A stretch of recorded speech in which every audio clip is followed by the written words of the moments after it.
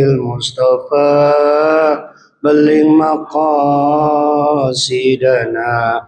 واغفر لنا ما مضى يا واسع الكرم يا رب بلغ مقاصدنا واغفر لنا ما مضى يا واسع محمد سيد الكونين والثقلين والفريقين من قرب ومن عجم يا رب بلغ مقام واغفر لنا ما مضى والحبيب الذي ترجى شفاعته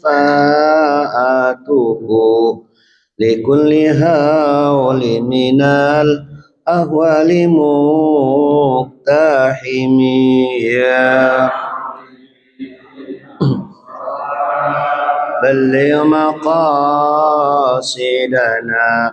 واغفر لنا ما مضى يا واسع اللهم صل وسلم وبارك عليه الفاتحة بالقبول وتمام كل سر ونيل خير كل مأمول بجاه سيد الرسول الفاتحة إلى روي آبائنا وأمهاتنا وأجدادنا وجداتنا وأقربنا وقراباتنا وجميع أساتذة وشيخنا ولجميع المتبرئين والمتبرئات لهذا المسجد بأن الله سبحانه وتعالى بالرحمة والمغفرة ويسمى الجنة ببركات الفاتحة أعوذ بالله من الشيطان الرجيم بسم الله الرحمن الرحيم الحمد لله رب العالمين الرحمن الرحيم مالك يوم الدين إياك نعبد وإياك نستعين اهدنا الصراط المستقيم صراط الذين أنعمت عليهم غير المغضوب عليهم ولا الضالين. Bismillahirrahmanirrahim. Assalamualaikum warahmatullahi wabarakatuh. Alhamdulillah wassalatu wassalamu ala rasulillah wala hawla wala quwwata illa billah. Rabbi syrah li sadri wa yassir li amri wahlul 'uqdatam min lisani yafqahu qawli. Allahumma la sahla illa ma ja'altahu sahla wa anta taj'alul husna in syi'ta sahla. Para jamaah rahimakumullah, kita masih berbicara tentang persiapan Rasul dan para sahabatnya berhijrah ke Madinah Al-Munawwarah. Setelah orang-orang kafir Quraisy mengetahui tentang kepergian umat Islam dari Madinah ke Mekah, dari Mekah ke Madinah, mereka menjadi panik karena dengan kepergian mereka, berpindahnya mereka dari Mekah ke Madinah, ini bisa dapat menyebabkan turunnya pendapatan APBN. Ya. Kenapa? Karena para pengusaha dan orang-orang kaya dari kaum muslimin tidak lagi nanti berada di Mekah. Ya. Maka mereka melakukan berbagai cara untuk menggagalkan kepindahan mereka, hijrahnya mereka dari Mekah ke Madinah, yang pada bulan yang lalu sudah kita bahas dengan cara memisahkan keluarga, istri dan anaknya serta suaminya dipisahkan. Itu terjadi kepada Abu Salamah dan Ummi Salamah. Ketika Ummu Salamah ingin berangkat bersama suaminya ke Madinah, dicegat dan dilarang. Sehingga harapan mereka, bahasa kita nih, ya lo kan orang berpisah sama bininya kuat gitu. Kita aja kagak kuat kan.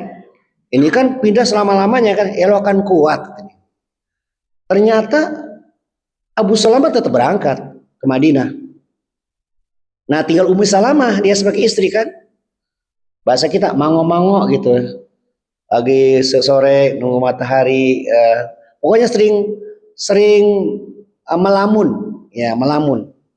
Yang sampai pada akhirnya setelah 1 tahun orang pada kasihan, akhirnya diberangkatkan juga tuh Ummu Salamah bersama anaknya ke Madinah Al Munawwarah, bahkan diantar oleh salah seorang dari ya mereka. Ummu Salamah menyebutnya itu orang yang sangat baik lah.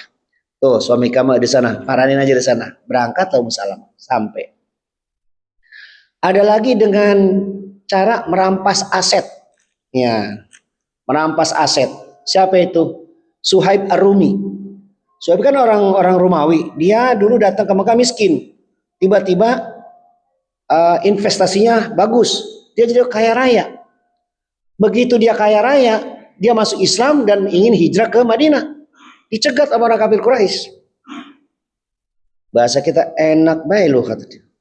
Dulu waktu susah lo di sini, begitu kaya lo mau pindah katanya. Kira-kira gitu.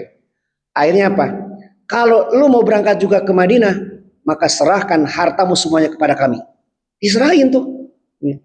Suhaib Ar-Rumi nggak bawa apa-apa, diserahin semua. Subhanallah. Kita main itu kalau kita kagak jadi kali hijrah ya. Lah kagak bawa apa-apa. Ya, repot kita. Ada lagi dengan cara apa? Dengan cara penculikan. Nah, diculik orang, ikat, ditahan, ya, ditahan di sel, biar supaya dia gagal, tidak jadi hijrah ke Madinah Munawwarah. Tapi upaya-upaya seperti itu semuanya gagal. Ternyata umat Islam, para sahabat, semua ada yang berhijrah, ada yang hijrahnya secara terang-terangan, termasuk Umar bin Khattab tuh terang-terangan dia hijrahnya. Ya. Bahkan saya baca dalam satu referensi itu mengatakan, wahai orang kafir Quraisy, barang siapa yang ingin istrinya menjadi janda, silakan kejar saya, kata dia. Barang siapa yang anaknya ingin jadi yatim piatu, silakan cegat saya, kata dia. Barang siapa yang ingin ibunya ditinggal mati oleh anaknya, silakan kejar saya padang pasir. Nantang dia dengan tekad yang sangat kuat, keberanian yang luar biasa, tapi nggak ada yang berani juga. Ya, nggak ada yang berani. Padahal kalau dikeroyok pasti kalah kan Umar. Kalau dikeroyok oleh orang Mekah, pembesar-pembesar Quraisy, sehebat apapun dia, ya pasti kalah Umar. Tapi kenapa nggak ada yang berani? Ini bisa jadi karena kewibawaan Umar bin Khattab dengan keislamannya menantang orang-orang kafir Quraisy yang coba-coba ingin mencegat dia hijrah ke Madinah Al Munawwarah. Kenapa? Umar bertekad kalau dia matinya mati syahid. Jadi orang-orang dahulu kalau perang itu pengennya pada mati syahid, ya. Pengennya begitu cita-cita. Ya. Banyak sekali itu kayak Khalid ibn Walid kan yang sebut Saifullah pedang Allah, dia kalau berperang pengennya mati syahid, tapi hanya mati tempat tidur juga. Tapi kan karena sudah niat, dia tetap dimasukkan daftar orang mati syahid. Jadi kita juga harus berniat. Matikan saya dalam keadaan syahid. Mati syahid kan banyak kan? Mati syahid itu banyak ada syahid dunia, ada syahid akhirat, ya kan? Kalau syahid akhirat seperti orang melahirkan, syahid dia. Kemudian tenggelam, syahid. Kemarin santri bangun runtuh itu syahid, ya, syahid, ya. Ada orang yang cari nafkah tiba-tiba kecelakaan, syahid juga. Ya, syahid, cuman syahid ini syahid akhirat, artinya dia tetap dimandikan, tetap disolatkan, dimakamkan. Beda dengan orang yang mati syahid di jalan Allah, ya, berperang melawan orang-orang kafir. Nah, orang-orang kafir Quraisy mikir apalagi nih, apalagi kira-kira upaya kita. Lalu akhirnya mereka mengadakan sidang darurat di gedung DPR MPR-nya yang bernama Darun Nadwah, ya. Nah, Darun Nadwah itu di sana ada sekitar 11 pembesar tokoh-tokoh Quraisy, ya. Mungkin ada kepala kepolisian, ada Menkumhamnya, ada Menhankamnya, pokoknya semua ada di situ, ya. Dan mereka ketika itu bermusyawarah Apa kira-kira biar supaya ini hijrah ini bisa gagal? Maka mereka mengusul kalau gitu yang kita bunuh adalah pimpinannya. Nah, yang dibunuh pimpinannya. Karena kalau kan perang juga kalau pimpinannya udah kalah kan lanjut nih, angkat tangan kan. Nah dia berpikir begitu. Ya, kalau gitu kita bunuh siapa? Muhammad kata dia. Nah, bagaimana caranya nih? Ya, maka mereka bersidang. Ada yang mengatakan jangan kita bunuh, kita penjarakan saja kata dia. Tangkap dan penjarakan, biar supaya dia nggak jadi hijrah dan para pengikut-pengikutnya nanti bisa balik lagi pulang ke Mekah. Ada yang mengatakan jangan, kita asingkan saja dia, kita buang ya ke satu daerah, jadi kader kembali pulang kira-kira gitu. Diasingkan, nggak setuju juga. Akhirnya kata dia sudah, kalau gitu kita bunuh saja. Mereka sepakat akan melakukan pembunuhan terhadap Nabi kita Muhammad SAW. Tapi bagaimana cara membunuhnya? Karena kalau ada orang membunuh, yang membunuh itu pasti dibunuh lagi. Di sana kan tetap berlaku itu kan? Iya. Dia harus bayar diat kan 100 ekor onta. Ya, itu kan kalau kita baca dalam hukuman orang yang kena denda itu kan, seekor ekor onta, ontanya ada yang onta lagi bunting, ada yang onta macam-macam tuh. Susah nyarinya. Ya, bayarnya mahal. Kan 100 ekor onta berapa harganya kira-kira? 2,5 M kan? 2,5 M. Ya. Siapa kira sanggup nih? Nah, mereka berpikir begini kata dia. Membunuhnya yang satu orang. Tapi seluruh kabilah yang ada kita undang mereka, kita ambil satu orang pemuda di antara mereka dan mereka kita bekali pedang atau tombak. Jadi begitu nanti bunuhnya bareng, brek begitu bunuhnya. Pikiran mereka begitu, pikiran mereka. Brek kan berarti yang membunuh kan satu kan? Yang membunuh banyak. Kayak korupsi jamaah gitu ya. Iya. Ini kan cara-cara ini kan cara-cara orang lama dipakai juga orang-orang baru kan gitu kan. Apalagi kalau yang korupsi orang-orang pejabat-pejabat kan, pimpinan pejabat tinggi. Siapa yang berani? KPK juga kagak berani. Ya, pikirnya begitu pikiran dia gitu. Ini membunuh begitu tuh. Diambil pemuda-pemuda dari pembesar-pembesar kabilah yang ada di Arab itu, dikasih tombak dan mereka membunuh secara serempak sehingga tidak ada yang bisa menuntut. Siapa yang menuntut? Ya, nggak ada yang bisa menuntut. Karena apa? Karena yang membunuh adalah atas kesepakatan rakyat. Ya, kira-kira gitu. Ya. Ini ke atas rakyat. Lalu akhirnya Allah Subhanahu wa taala melalui malaikat Jibril ngasih tahu Rasulullah, ya Rasulullah, mereka sedang bersekongkol untuk melakukan pembunuhan terhadap dirimu. Ya. Maka mulai saat ini kamu sudah diizinkan untuk berhijrah. Karena sebelumnya dia belum diizinkan Rasulullah. Ya, mulai saat ini kamu diizinkan berhijrah ke Madinah Al-Munawwarah.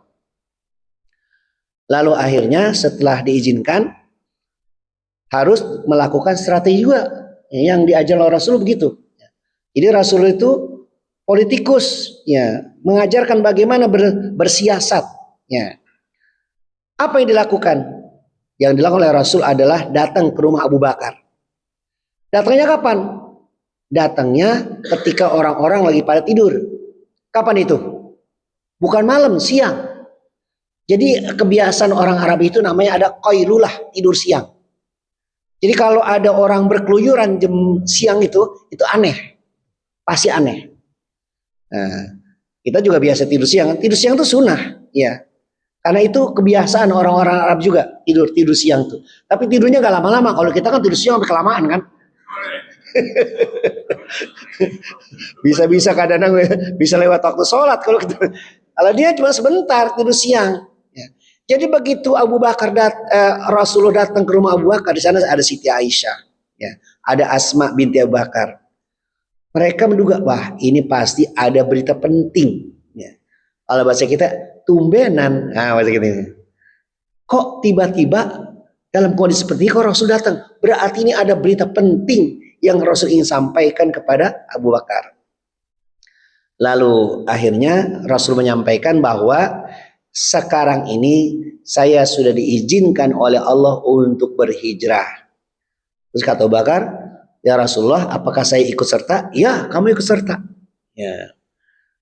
Kemudian kata Rasulullah, sebelumnya menyampaikan itu, ya minta kalau gitu ya tempat ini harus dinetralisir, nggak boleh ada satu orang pun yang mendengar.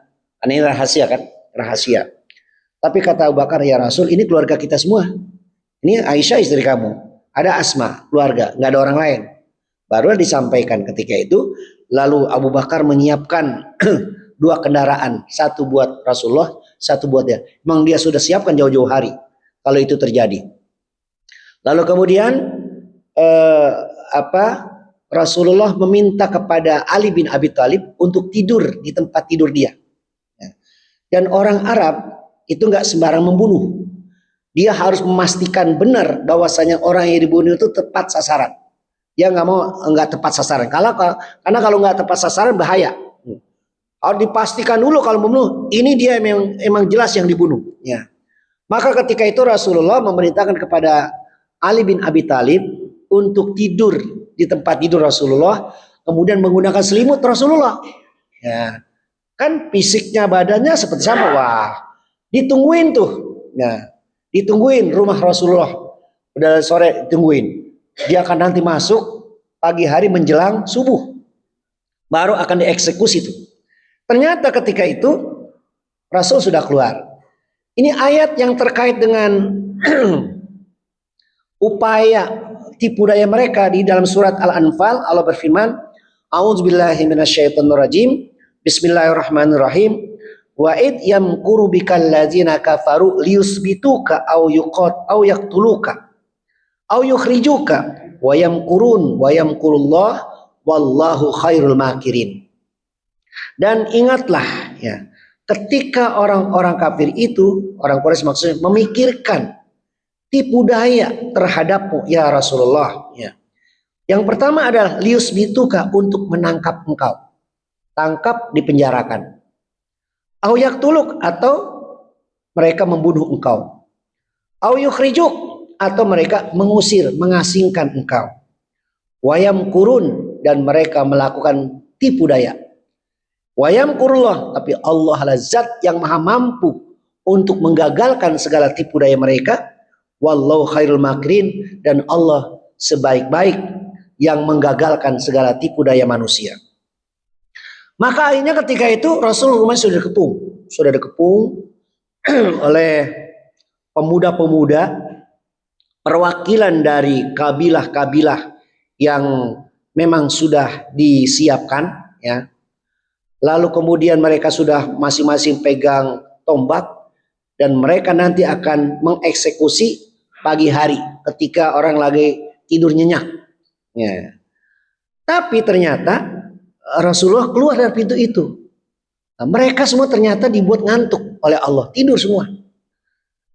Sambil membaca dalam surat Yasin, wa ja'alna mim baini aydihim sadda wa min khalfihim sadda fa aghshaynahum fahum la yubsirun. Ini katanya dulu saya diajarin, ini kalau kita lagi razia baca ayat ini nih. Ya. Katanya. Mana Pak Polisi? Pak Polisi tahu juga lu baca ini. Katanya kalau kita ada razia baca ini nih, nggak ditangkap Pak Polisi. Ya kalau punya SIM ngapain ditangkap? Ini nggak punya SIM. Ya, di razia. Jadi waja'alna min baini aidihim, dan kami adakan di hadapan mereka saddan, dinding. Wa min khalfihim sadda, dan di belakang mereka ada dinding juga ya. Fa aghshaynahum, dan kami tutup mereka matanya, fahum la yubsirun, sehingga mereka nggak bisa ngelihat. Rasul keluar nggak pada tahu ya. Padahal mereka lagi pada begini semua ya. Jadi Rasul keluar, mereka nggak ada yang tahu. Sanganya Rasul di dalam. Nah, lalu Rasul datang berangkat menuju rumahnya Abu Bakar As-Siddiq ya. Nah, beliau bersama Bakar itu juga keluarnya dari pintu rahasia. Ini kan sebenarnya kalau dalam sisi manajemen peperangan atau apa, ini kan luar biasa. Pada zaman dahulu sudah luar biasa. Iya. Jadi mereka Rasul dan Abu Bakar ini keluar dari pintu rahasia. Kemudian berjalan, dan dia menyewa seorang kafir, seorang Quraisy yang belum masuk Islam ketika itu, namanya Abdullah bin Arikid, sebagai pemandu jalan, guide ya, pemandu jalan, ya, pemandu jalan. Dia akan dikasih tahu jalan-jalan yang jarang dilalui oleh orang.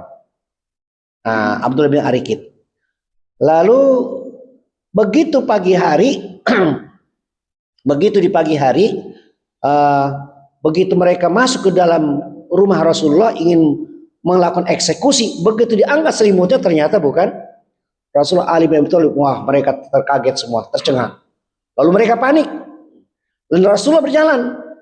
Lalu karena dia sudah menyewa orang, Abdullah bin Arikid, kemudian kendaraan Rasul dan Abu Bakar ini dipegang dulu oleh Abdullah bin Arikid, disimpan.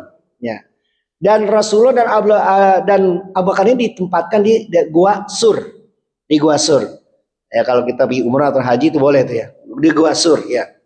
Di Gua Sur. Dan ditempatkan di sana selama 3 hari 3 malam. 3 hari 3 malam di Gua Sur ya. Nah, Abdullah bin Arikid menyimpan kendaraan Rasul yang setelah 3 hari baru diberikan lagi. Nah, kan Rasulullah di situ 3 hari 3 malam butuh makan, butuh minum. Maka dia punya pembantu ya, pembantu pengembala kambing Abu Bakar itu namanya Amir bin Fuhairah. Amir bin Fuhairah. Dia kalau sore hari itu sebelum kambing itu pulang ke kandang, itu susunya diperas dulu. Susunya diperas, lalu diberikan kepada Rasul dan Abu Bakar yang ada di Gua Sur. Jadi kambing-kambing itu dipepetkan ke mulut Gua Sur. Nah, lalu kemudian susunya diperas, lalu kemudian diberikan kepada Rasul dan Abu Bakar. Dan Asma binti Abu Bakar ketika itu dia sedang hamil, dia termasuk yang membawakan makanan untuk keperluan Abu Bakar dan Umar, Abu Bakar dan Rasulullah. Kan karena dia ini bolak-balik, 3 hari kan bolak-balik berarti kan ada telapak kakinya. Bagaimana cara menghilangkan jejak ini? Tadi Amir bin Fuhairah itu kerjaannya. Jadi kalau misalnya datangnya Asma binti Abu Bakar itu misalnya siang-siang ya, maka bekas telapak kakinya itu dihapus. Nah, dihapus dengan bekas-bekas kaki-kaki kambing yang dipepetkan oleh Amir bin Fuhairah ke mulut gua. Ya. Jadi kambingnya di buku gua itu, jadi kan telapak-telapak kaki yang dilalui ini nggak hilang, yang ada telapak kaki kambing. Nah, begitu. Lalu berapa hari? 3 hari. Kenapa harus 3 hari? Kenapa nggak sampai seminggu? Biasanya secara psikologi kita kalau marah paling lama berapa? Kecuali emang pendam, lain lagi kalau pendam ya. Marah itu 3 hari. Jadi kalau ada orang mau wah marah katanya, kalau ketemu gua bunuh dia. Nah, begitu dia katanya.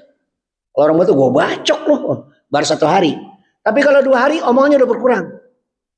3 hari udah berkurang juga. Makanya kita marah boleh, tapi nggak boleh lebih dari 3 hari. La yahilu lirajulin an yahjura akhahu fawqa salasin.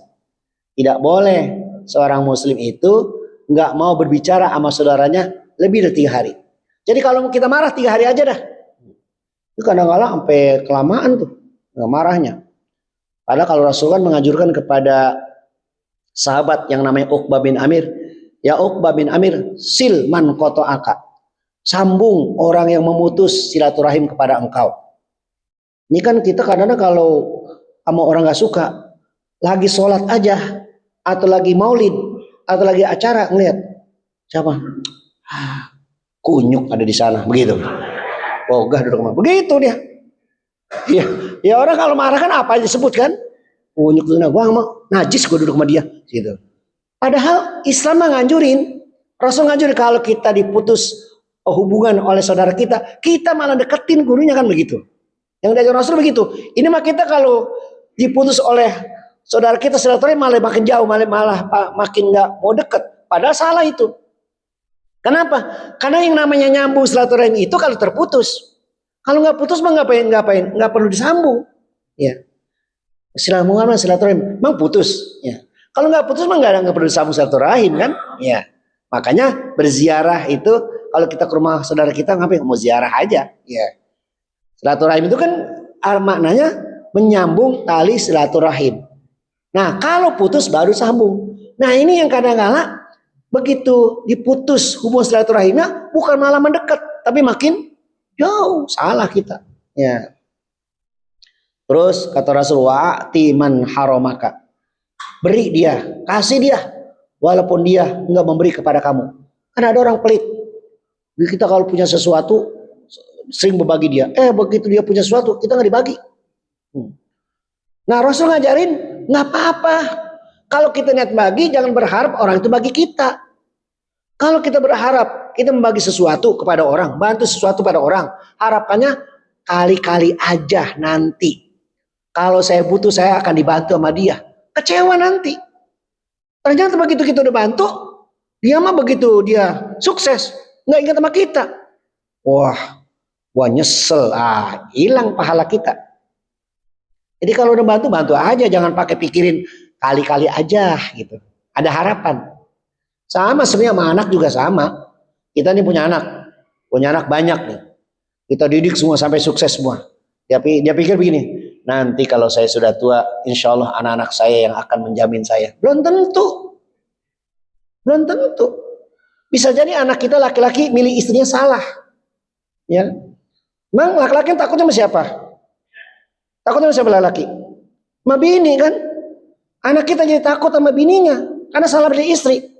Jadi mau memberi sesuatu aja orang tua takut. Ya. Maka akhirnya banyak orang tua yang kecewa karena apa? Tidak sesuai dengan harapan. Dia pengen anaknya kalau dia udah selesai itu dia pada tahu lah. Kan istilahnya kita membuat anak pinter gampang, tapi membuat anak hidup, tahu hidup susah. Ya. Anak pinter gampang bisa didik, tapi membuat anak itu hidup sama kita. Nah, bapaknya lagi sakit, ya. Kalau dulu anaknya sakit, orang tuanya apa pinjam duit, biar supaya anaknya sembuh. Kalau bapaknya sakit, anaknya banyak. Besok siapa yang bisa nunggu di rumah sakit? Bapak lagi sakit. Aduh, saya nggak bisa ya. Saya nggak bisa juga. Padahal nggak bisa semua. Kalau dulu bapaknya, sampai dia nggak masuk kantor, buat nemenin siapa? Anaknya, walaupun dimarahin sama kepala kantornya, dia korbankan. Anak kita takut bela orang tua. Jadi jangan terlalu berharap, Pak. Sama anak bisa kecewa. Karena urusannya udah beda-beda. Pokoknya kita mah mendidik anak, ya niat kita baik, biar supaya mereka jadi anak soleh. Tapi kalau kita sudah lakukan begitu ternyata tidak sesuai dengan harapan kita bisa kecewa. Maka harapan kita hanya kepada Allah. Pokoknya saya sebagai orang tua, saya sudah tunaikan kewajiban saya sebagai orang tua. Saya didik anak saya sampai mereka selesai. Saya sudah nikahkan, saya sudah buat mereka sukses, ya. Tapi nanti ke depannya terserah Allah. Kalau anak saya dibimbing oleh Allah bisa hormat sama orang tua, alhamdulillah. Kalaupun enggak, saya hanya bersandar kepada Allah. Jadi gitu, ya. Jadi kita nggak terlalu kecewa. Takutnya nih bapak-bapak yang pada tua-tua kecewa nih. Kan wajahnya banyak wajah kecewa banyak kan. Ya. Jadi membuat anak pintar itu gampang, tapi membuat anak itu hidup, ya, itu berat, susah. Ya. Anak hidup susah. Kan banyak nih, dia punya anak perempuan, terus ibunya lagi nyapu, nyuci piring, mereka habis makan, piring tinggalnya di tempat cucian, ibunya nyuci. Kan harusnya kalau anak hidup, masa ibu gua, masa umi gue yang nyuciin piring? Kita ini kan harusnya kan begitu. Tapi banyak kan nggak pada hidup kan? Coba anak yang punya anak perempuan, pada hidup nggak sama ibunya tuh? Pada kagak hidup, ya. Jadi begitulah. Tapi jangan kecewa, emang begitulah. Ya. Bisa jadi kalau anak kita nggak taat sama kita dulu orang tua kita kurang taat. Ya. Jadi Rasulullah itu dan Abu Bakar ya keluar dari pintu rahasia didampingi oleh Abdullah bin Arikit sebagai penuh jalan dengan 2 kendaraan. Lalu kendaraannya disimpan dulu oleh Abdullah bin Arikit. Lalu Rasul dan Abu Bakar dimasukkan ke dalam gua Sur. Lalu kemudian makan dan minumnya itu dikirim oleh Asma binti Abu Bakar. Lalu untuk menghilangkan jejak, ya, menghilangkan jejak Asma bin Abu Bakar itu, Amir bin Fuhairah itu dia mengembala kambingnya, dan ketika datang sore hari kemudian Kambingnya itu dipepetkan ke mulut gua, lalu diperas tuh susunya, lalu diberikan kepada Abu Bakar dan Rasulullah SAW. Luar biasa strategi yang dilakukan oleh Rasul dan para sahabatnya. Lalu akhirnya ini orang kafir terus mencari-cari. Ternyata dia sampai ke atas puncak puncak Gua Sur, ya. Begitu sampai ke puncak Gua Sur, dia nggak yakin kalau Rasul dan Abu Bakar ada di sini. Kenapa? Karena begitu sampai, itu mulut guanya masih ada sarang laba-laba. Nggak mungkin kalau ada orang masuk ke sarang laba-laba ini nggak rusak. Dari mana masuknya? Nggak mungkin. Jadi secara logika nggak masuk akal. Ada yang mengatakan di situ juga ada burung merpati yang lagi bertelur. Kalau misalnya Muhammad dan Abu Bakar ada di situ, katanya pasti ini burung kabur. Tapi itu mulut guanya ditutup oleh sarang laba-laba. Ya, maka ini dikatakan tentara-tentara Allah yang tidak terlihat. Nah, sehingga di sana dia 3 hari berada di situ. Ya, berarti ketika orang sudah Rasul dan Abu Bakar menganggap ini sudah aman, ya sudah aman. Karena kan itu anaknya Abu Bakar pun yang ada seorang anak Abu Bakar tuh, yang laki-laki itu, dia menyadap berita-berita yang sedang viral di masyarakat. Apa ini berita yang sedang viral? Nah, sampai-sampai akhirnya mereka berdiskusi lagi dan membuat sebuah sayembara. Siapa yang bisa menemukan Muhammad dan Abu Bakar baik mati maupun hidup, maka akan diberikan hadiah berupa 100 ekor onta. Wah, orang pada tertarik tuh. Ya, pada tertarik. Ya. Kemudian tiba-tiba disebarkan berita itu sampai didengar oleh Suraqah bin Nawfal.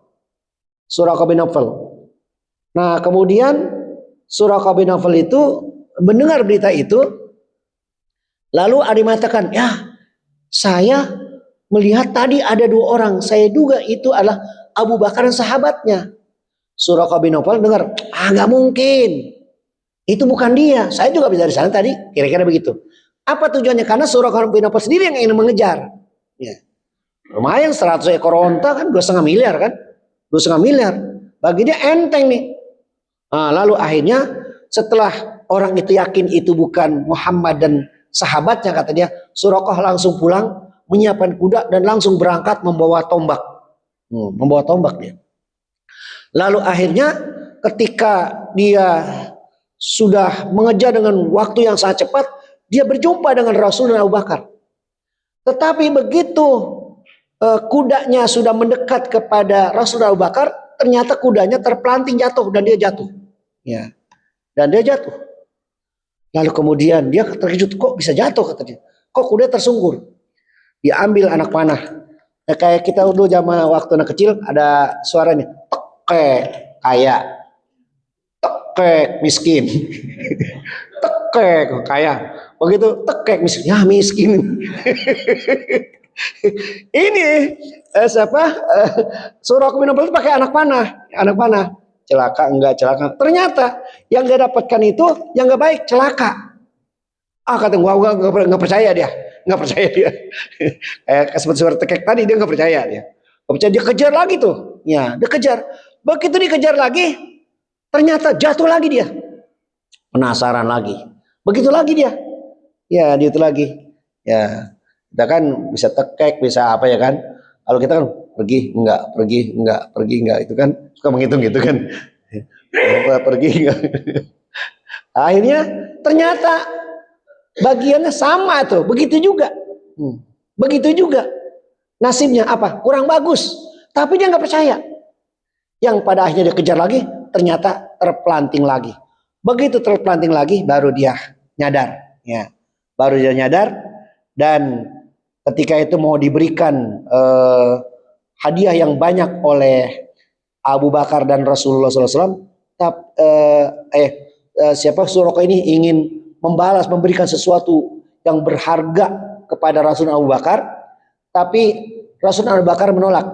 Saya tidak mau harta kamu, tapi yang saya minta adalah rahasiakan keberadaan saya. Minta rahasiakan keberadaannya. Lalu sepakat. Lalu Suraqah balik ke Mekah dan dia lihat banyak orang lagi mencari. Apa kata dia? Saya sudah kemana aja nih keliling. Saya cari itu Muhammad semua nggak ketemu. Jadi kamu sia-sia. Saya ini lebih hebat, lebih mengetahui tentang medan ini. Saya tidak mendapatkan. Kamu sia-sia, lebih baik balik. Orang disuruh pada balik sama dia. Ya. Kenapa? Karena dia sudah berjanji merahasiakan keberadaan Rasul dan Abu Bakar. Ya. Sampai di sini dulu. Nah, ini kita Isya jam berapa? 50 59. Ada yang mau nanya? Ini 55 ya? 55. Soalnya ini masih banyak. Tapi minimal begini. Kenapa memilih Madinah? Nah, Madinah itu namanya kan banyak. Tapi nama yang terkenal tuh Yastrib. Awalnya Madinah dulu. Tapi Rasul nggak suka tuh nama itu. Maka diganti dengan Al-Madinah. Kenapa? Karena Yastrib itu namanya maknanya jelek. Ya, maknanya jelek. Maknanya itu pokoknya tidak bagus. Ya, ada yang mengatakan maknanya itu rusak. Ya. Maka diganti Rasul Madinah. Tapi ada juga yang namanya Thaibah. Makanya ada lagu kan. Ya Thaibah, ya Thaibah, ya dawal ayana istaknar. Itu kan wal hawa nadana wal hawa nadana. Itu Thaibah tuh maksudnya memuji-muji kepada Madinah Al-Munawwarah sebenarnya. Memuji Abu Bakar, memuji Umar, memuji Utsman, memuji Ali bin Abi Thalib, memuji Hasan Husain dan seterusnya. Ya, itu kalau kenapa memilih Madinah? Ternyata Madinah itu memiliki keutamaan-keutamaan yang sangat banyak, keutamaan-keutamaan yang sangat besar, sehingga sungguh sangat tepat Madinah itu dijadikan sebagai ibu kota daulah Islamiyah. Ya. Nah, Rasulullah itu berjalan menuju Madinah dan di Madinah ini para sahabat yang sudah menunggu pada khawatir. Sangat khawatir. Kok belum juga muncul, belum juga datang. Ya. Sampai pada naik-naik ke rumah-rumah tingkat, naik ke pohon korma. Pokoknya melihat kapan ini Rasulullah. Pagi, sore mereka bahasa kita ngelangak-longok gitu. Kapan ini Rasul kok belum juga datang? Belum juga sampai. Yang pada akhirnya ada orang-orang Yahudi mengatakan, tuh Nabi kamu datang, kata dia. Orang Yahudi yang pertama melihat, itu Nabi kamu datang. Lalu akhirnya mereka pada naik dan ternyata benar. Mereka bertakbir sangat gembira luar biasa karena mereka bisa melihat kedatangan Rasul dan Abu Bakar As-Siddiq. Maka itulah yang termasuk yang dinyanyikan Tola al-badru alaina, Tola al-badru alaina min saniyatil wada. Itu yang menyanyi anak-anak kecil menyambut kedatangan Rasulullah SAW. Dan ketika sampai di Madinah, begitu sampai di Madinah, lalu kemudian di mana Rasul mau tinggal? Para sahabat kan udah pada nyiapin rumah kan, pokoknya untuk singgahnya Rasul dan para sahabatnya. Tapi sebelum sampai ke Madinah, Rasul sampai di Kuba dulu sebenarnya. Mampir di Kuba. Sehingga di Kuba itu yang akhirnya di daerah Kuba itu ada satu tempat yang namanya Masjidul Qiblatain. Masjid yang memiliki dua kiblat. Nah, dia Rasul mampir dulu di Kuba sebelum dia sampai ke Madinah Al-Munawwarah. Saya kira itu dulu. Nanti kita teruskan setelah Rasul berada di Madinah Al-Munawwarah. Ada yang nanya? Nggak ada ya? Yang namanya cerita ini mah ya. Kita tuh baca alhamdulillah, alhamdulillahirabbil alamin, subhanakallahumma bihamdika asyhadu an la ilaha illa anta astaghfiruka wa atubu ilaik. Assalamualaikum warahmatullahi wabarakatuh.